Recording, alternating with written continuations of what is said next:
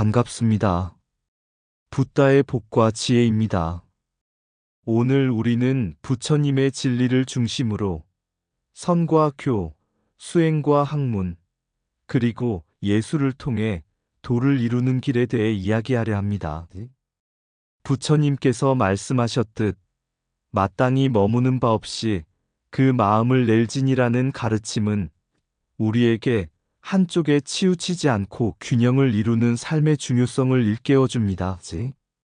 선종과 교종은 새의 두 날개와 같습니다. 날개 하나로는 결코 하늘을 가를 수 없듯 우리도 선과 교의 조화를 통해 온전한 수행과 깨달음의 길을 걸어야 합니다. 또한 불교 예술은 진리를 표현하는 또 다른 방식이며 마음을 닫고 진리를 전하는 귀중한 도구입니다. 오늘 이 시간을 통해 선과 교, 수행과 예술, 그리고 부처님의 진리를 중심으로 우리의 삶을 더욱 깊이 이해하는 계기가 되기를 바랍니다. 자, 그럼 선과 교는 새의 두 날개와 같다, 그 여정을 함께 해볼까요? 옛날 한 젊은 수행자가 있었습니다. 그는 선종의 깊은 매력을 느껴 산중 선방으로 들어가 오랜 시간 참선에만 매진했습니다. 어느 날 그는 깊은 산속에서 사는 노승을 찾아갔습니다.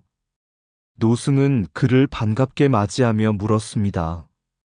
젊은 수행자여, 무엇을 찾아 이곳까지 왔는가? 저는 마음을 닦는 수행을 통해 도를 이루고자 합니다. 그런데 아무리 참선에 매달려도 깨달음에 가까워지는 것 같지 않습니다. 노승은 미소를 지으며 수행자를 데리고 작은 연못가로 갔습니다. 연못 위에는 아름다운 새 한 마리가 날개를 접은 채 연못 위를 맴돌고 있었습니다. 노승이 말했다. 저 새를 보게. 날개 하나로는 아무리 움직여도 하늘을 날 수 없네. 하지만 두 날개를 펴고 움직일 때 새는 비로소 자유롭게 하늘을 가를 수 있지. 수행자가 고개를 갸우뚱하자 노승은 말을 이었습니다. 선종은 마음을 닦는 길이고 교종은 진리를 배우는 길이네. 이 둘은 서로를 보완하며 균형을 이루어야만 완전한 깨달음에 이를 수 있지. 도를 이루려면 새의 두 날개처럼 선과 교를 함께 닦아야 한다네.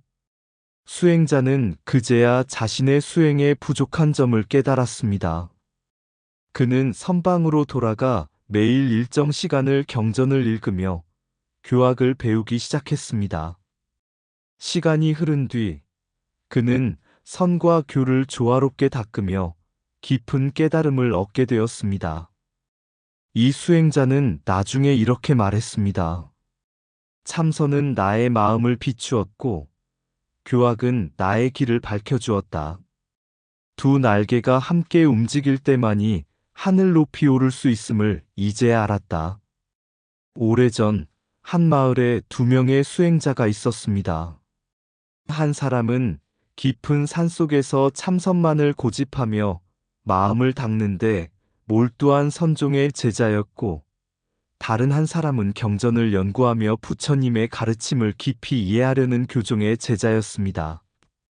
두 사람은 종종 서로를 이해하지 못하며 논쟁을 벌였습니다. 너는 경전만 읽고 머리로만 공부하지 않느냐? 깨달음은 마음에서 나오는 것이지 책 속에 있지 않다. 아니야, 참선만 하고 교학을 배우지 않으면 진리의 길이 어둡지 않겠느냐? 부처님의 말씀은 길잡이와 같다네.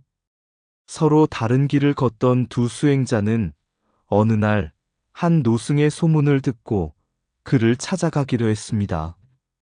노승은 황매산에 있는 오조 홍인대사라 불리는 스승으로 깊은 깨달음과 자비로 많은 이들을 이끄는 분이었습니다. 두 수행자가 산에 도착하자 홍인대사는 환한 미소로 그들을 맞이하며 금강경 한 구절을 읊조렸습니다. 응무소주 이생기심. 머무는 바 없이 그 마음을 내라. 홍이는 두 수행자를 바라보며 물었습니다. 그대들은 왜 서로를 이해하지 못하느냐? 한 수행자가 대답했습니다. 저는 마음을 닦는 수행이 중요하다고 생각합니다. 그런데 이 친구는 경전 공부만 고집합니다. 다른 수행자가 덧붙였습니다. 반대로 이 친구는 경전의 가르침을 무시한 채 참선만 하려고 합니다. 부처님의 말씀을 따르지 않으면서 어떻게 깨달음을 얻을 수 있겠습니까? 홍이는 부드럽게 웃으며 두 수행자를 작은 연못가로 데려갔습니다.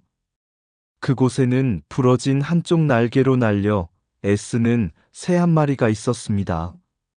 이 새를 보거라. 날개 하나로는 아무리 애써도 하늘을 오를 수 없지. 두 날개가 함께 움직일 때 비로소 자유롭게 날 수 있다.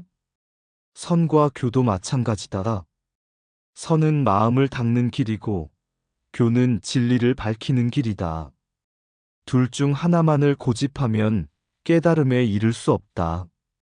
홍이는 금강경을 펼치며 설명했습니다. 나는 금강경을 통해 마음을 닦는 법을 후학들에게 가르쳐 왔다. 금강경은 마음 닦는 법과 진리를 이해하는 법 모두를 담고 있다. 머무는 바 없이 마음을 내는 것처럼 선과 교를 조화롭게 닦는 것이야말로 부처님께서 가르치신 완전한 길이다. 두 수행자는 그제야 깨달음을 얻었습니다. 그들은 홍인 대사의 가르침을 따르며 참선과 경전 공부를 함께 수행하기 시작했습니다. 이후 두 수행자는 마을로 돌아가 선과 교의 조화를 통해 많은 이들을 올바른 길로 이끌었습니다. 서산 대사의 말씀처럼 선과 교는 새의 두 날개와 같습니다. 한쪽 날개로는 결코 높이 날 수 없습니다. 부처님의 진리는 균형 속에서 빛나며 우리 모두가 선과 교를 함께 닦아야 하는 이유를 일깨워 줍니다. 선은 마음을 닦는 길이고 교는 진리를 밝히는 길이다. 두 날개가 함께할 때 하늘을 난다. 머무는 바 없이 그 마음을 내라. 선과 교는 진리로 가는 하나의 길이다. 참선의 고요함 속에서도 진리의 말씀을 배우고 경전의 지혜 속에서도 마음의 평화를 찾으라. 두 날개로 날아야 새가 하늘에 오르듯 선과 교가 조화로워야 깨달음에 이를 수 있다. 마음 닦음이 없으면 경전은 메아리일 뿐이며 경전의 지혜 없이는 마음 닦음도 방향을 잃는다. 선이 교를 돕고 교가 선을 돕는다. 둘은 하나의 바퀴처럼 움직인다. 진정한 깨달음은 참선의 고요함과 교학의 지혜가 만나 이루어진다. 부처님의 말씀은 배를 이루고 참선은 노를 이루니 둘이 합쳐야 강을 건넌다. 선은 교의 뿌리요, 교는 선의 열매이다. 뿌리와 열매는 함께 자란다. 교의 깊이는 선의 고요함에서 오고 선의 지혜는 교의 가르침에서 온다. 새는 두 날개로 나르고 수행자는 선과 교로 마음을 난다. 머리로 배우는 교와 가슴으로 느끼는 선이 만나야 참된 수행이 완성된다. 교를 배우지 않으면 마음이 어두워지고 선을 닦지 않으면 길을 잃는다. 선은 교를 통해 방향을 찾고 교는 선을 통해 깊이를 얻는다. 부처님의 길은 둘이 아니니 선과 교를 나누는 마음 또한 놓아야 한다. 옛날에 한 스님이 깊은 산속에서 참선만을 하며 수행에 전념하고 있었다. 그는 하루 종일 좌선에 몰두하며 마음을 비우고 고요함에 이르려 노력했다. 그러나 그의 마음 속에는 어딘가 알 수 없는 불안함과 허전함이 자리하고 있었다. 어느 날 한 노스님이 산사를 방문했다. 노스님은 스님의 참선하는 모습을 보고 미소 지으며 말했다. 젊은이여, 참선의 열심이구나. 그런데 무엇을 구하고 있는가? 스님은 대답했다. 저는 마음을 깨끗이 하고 본성을 보아 부처님처럼 되고자 합니다. 노스님은 고개를 끄덕이며 물었다. 그대는 부처님의 가르침을 배우고 있는가? 경전은 읽어보았는가? 젊은 스님은 고개를 저으며 답했다. 경전은 글자로 된 것이니 마음 닦는데 방해가 될 뿐입니다. 저는 참선으로만 깨달음을 이루려 합니다. 노스님은 말없이 근처의 들판으로 스님을 데리고 갔다. 그곳엔 넓은 밭이 있었지만 아무것도 자라고 있지 않았다. 노스님은 손가락으로 땅을 가리키며 물었다. 이 들판을 보아라. 이곳은 비옥하지만 왜 아무것도 자라지 않는 것 같으냐? 스님은 잠시 생각하다가 대답했다. 씨앗을 심지 않았기 때문입니다. 노스님은 고개를 끄덕이며 말했다. 그대의 마음도 이 들판과 같다. 참선으로 마음을 맑게 하고 비옥하게 만들었지만 경전이라는 씨앗이 없으면 지혜의 꽃이 피어나지 않는다. 부처님의 가르침은 씨앗과 같아서 마음에 심고 가꿀 때 깨달음의 열매를 맺을 수 있다. 스님은 깊이 깨달은 듯 고개를 숙이며 말했다. 제가 참선을 통해 비우고 고요함을 추구한 것은 밭을 일구는 것에 불과했습니다. 이제부터는 부처님의 가르침을 배우고 내면의 지혜를 기르겠습니다. 그 후 젊은 스님은 참선뿐만 아니라 금강경과 육조단경 같은 경전을 배우기 시작했고 참선과 교학을 함께 닦아 점차 깊은 깨달음에 이르게 되었다. 마음을 비우는 참선은 들판을 일구는 일이고 경전의 가르침은 씨앗을 심는 일이다. 둘이 함께할 때 지혜의 열매가 맺힌다. 빈 마음은 시작이고 바른 가르침은 방향이다. 둘이 함께할 때 깨달음은 완성된다. 참선으로 고요함을 찾고 경전으로 길을 보아라.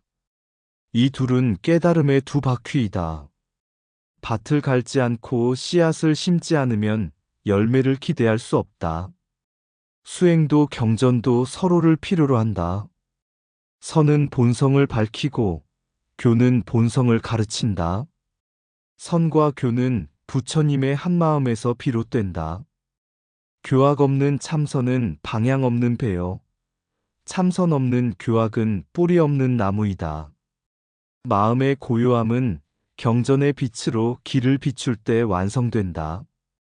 참선은 고요한 강물이고 경전은 그 강물에 비친 달빛이다. 둘이 함께할 때 진리가 드러난다.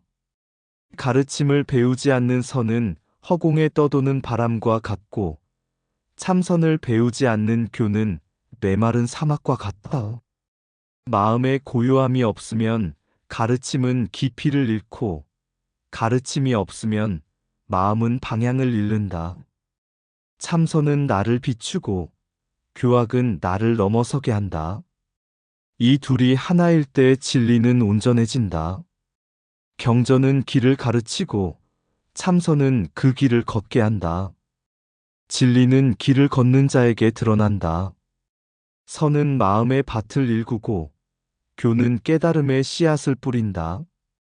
부처님의 길은 이 두 가지로 열린다.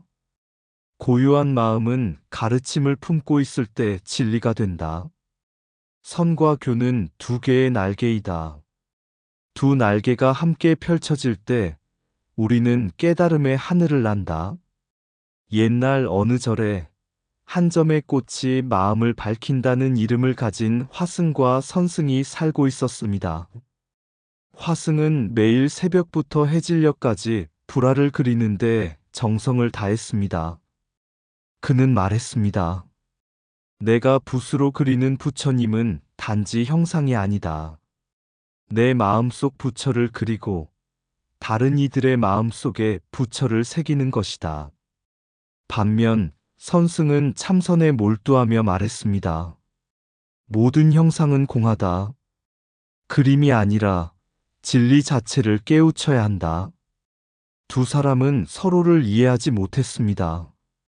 화승은 선승이 그림을 가볍게 여긴다고 생각했고, 선승은 화승이 본질을 놓치고 있다고 여겼습니다. 어느 날 절에 한 무명의 나그네가 찾아왔습니다.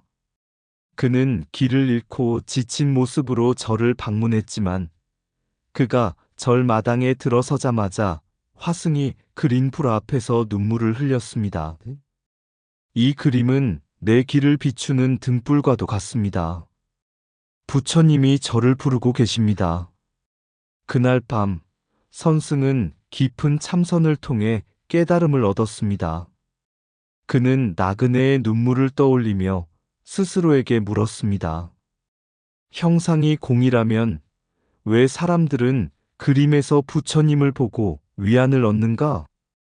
그는 다음 날 아침 화승에게 찾아가 말했습니다. 당신의 붓은 형상 속에 진리를 새기고 있습니다. 나는 그 진리를 이해하지 못했습니다. 이제부터 내 수행에 예술의 가치를 더하겠습니다. 화승도 고개를 숙이며 말했습니다. 당신의 참선은 나의 붓질이 진리로 향하도록 이끌었습니다. 나는 당신의 깨달음을 존중하지 못했습니다. 이제부터 내 예술에 참선의 마음을 더하겠습니다. 그 이후로 화승과 선승은 함께 수행하고 예술과 수행을 융합했습니다. 그들의 작품과 깨달음은 멀리 퍼져 사람들에게 마음의 위로와 깨달음의 길을 동시에 제시했습니다.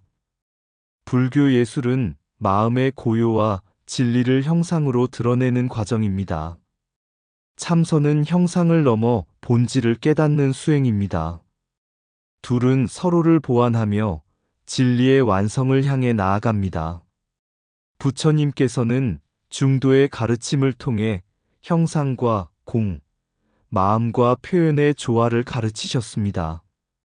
이는 수행과 예술, 선과 교, 그리고 형상과 본질이 모두 하나의 진리로 귀결됨을 말합니다. 불교 예술을 경시하지 말고 수행을 소홀히 하지 않는 것. 이 둘의 조화가 부처님의 길을 온전히 따르는 방법임을 명심해야 합니다. 붓 끝에 담긴 진리는 마음속의 부처를 비추는 등불이다. 형상은 공을 비추고 공은 형상을 드러낸다. 이 둘은 진리의 한 모습이다. 참선은 마음을 그리는 붓질이며 불안은 붓질로 그리는 참선이다. 눈으로 본 부처는 마음속의 부처와 다르지 않다. 진리는 형상을 초월하지만 형상 속에서도 진리는 빛난다. 예술이 없는 수행은 메마르고 수행 없는 예술은 길을 잃는다. 부처님의 모습은 붓 끝에 새겨지고 그 마음은 침묵 속에 깃든다. 불안은 깨달음을 향한 다리가 되고 참선은 형상을 넘어서는 배가 된다. 붓과 마음이 하나가 될 때 예술과 수행은 동일한 길이 된다. 모든 형상은 공하며 공 속에 형상이 깃든다. 이것이 예술과 수행의 진리이다. 한 획의 붓질에도 깨달음이 깃들 수 있다. 그것을 보는 이는 이미 길 위에 있다. 예술은 마음을 열고 수행은 마음을 닫는다. 둘 다 진리를 향해 간다. 불교 예술은 부처님의 자비를 그리는 손길이며 참선은 그 자비를 체득하는 길이다. 눈앞에 부처를 그리고 마음속의 부처를 깨닫는 것이 수행자의 길이다. 예술과 수행이 만나면 형상 속에서도 공 속에서도 부처가 드러난다. 옛날 한 선승이 있었습니다. 그는 깊은 산 중에서 참선과 수행에만 몰두하며 세속의 모든 것을 버리고 오로지 마음 닦는 일에만 전념하였습니다. 어느 날 마을의 불화장인이 선승을 찾아왔습니다. 그는 아름다운 부처님 그림을 그려 보여주며 말했습니다. 스님, 제 그림이 불교의 진리를 담고 있는지 살펴주십시오. 그러나 선승은 고개를 저으며 대답했습니다. 진리는 그림에 있지 않소. 마음을 닦지 않으면 부처님의 진리는 깨달을 수 없소. 장인은 조용히 미소 지으며 물러났습니다. 그리고 몇 달 뒤 다시 선승을 찾아왔습니다. 이번에는 작은 불화를 그려 선승에게 선물했습니다. 그림은 단순했지만 장인의 마음이 담긴 그림이었습니다. 선승은 그림을 바라보며 깊은 침묵에 잠겼습니다. 이 그림은 어디에서 온 것인가? 선승이 물었습니다. 장인은 대답했습니다. 스님께서 말씀하신 대로 마음을 닦으며 그렸습니다. 매 순간 부처님을 떠올리며 붓을 들었고 한 획 한 획에 제 마음을 담았습니다. 선승은 그림을 다시 보며 깨달음을 얻었습니다. 너의 그림은 내 마음을 비추었고 나의 참선은 너의 그림을 완성시켰다. 마음과 붓, 참선과 예술은 결국 하나로 연결되어 있구나. 그날 이후 선승은 예술이 수행의 또 다른 길임을 깨달았습니다.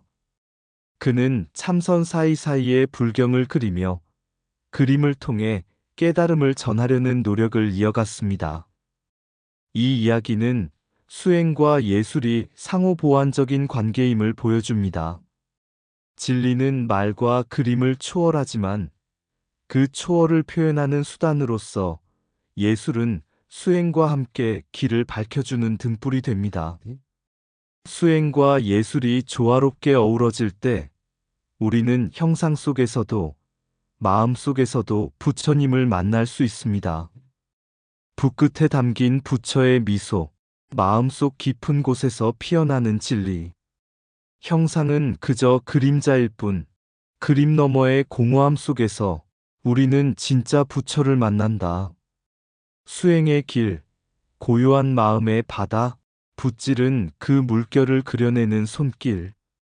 그림 속 부처는 형상일 뿐, 그것을 바라보는 마음에 부처가 있다.